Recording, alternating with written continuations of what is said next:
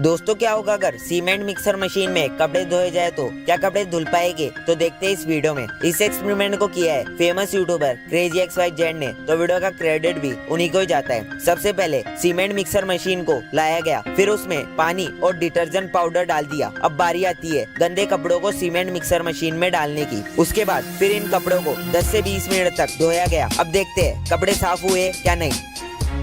Cement mixer machine ने गंदे कपड़ों को साफ कर दिया, जो कि आप वीडियो में देख पा रहे होगे। इससे पता चलता है कि सीमेंट मिक्सर मशीन में कपड़े धोए जा सकते हैं।